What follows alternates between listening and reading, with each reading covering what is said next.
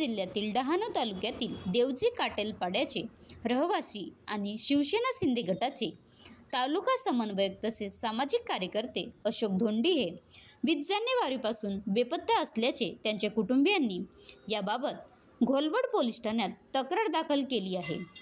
अशोक धोंडी हे वैयक्तिक कामानिमित्त ट्रेनने मुंबईला गेले असता 20 जानेवारी रोजी संध्याकाळी ते डहाणू रोड स्टेशनवर पोहोचले, परंतु घरी जाण्यासाठी निघाल्यानंतर ते घरी पोहोचले नसून त्यांच्या पत्नी आणि मुलाने अपहरणाचा संशय व्यक्त केला आहे। त्यांच्या पत्नीने काही संशयितांची नावे पोलिसांना दिली असून त्यांच्यावर त्वरित कारवाई करण्याची मागणी केली आहे।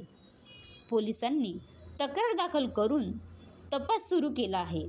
सध्या डहाणू परिसरातील CCTV फुटेज तपासणे, मोबाईल लोकेशन ट्रॅक करणे यावर भर दिला जात आहे।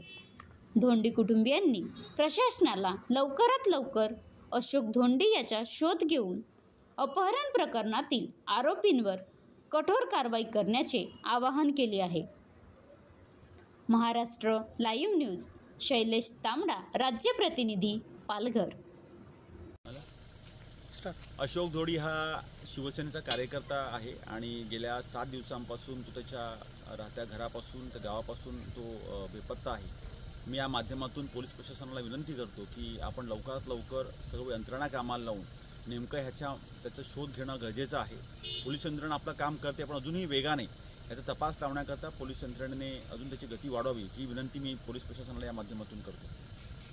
घोलवड पोलीस स्टेशन हद्दीतील हा प्रकार आहे। 20 तारखेपासून ते घरी आलेले नाही आहेत। या संदर्भात त्यांच्या घरच्यांची तक्रारीवरून मिसिंग दाखल करण्यात आलेलं आहे।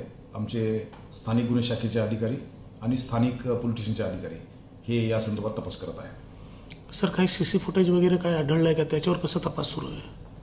घोलवड पोलीस स्टेशन आणि डहाणू याच्यामध्ये ते आल्यानंतर डहाणूला ते उतरले होते संध्याकाळी 4 वाजता 20 तारखेला।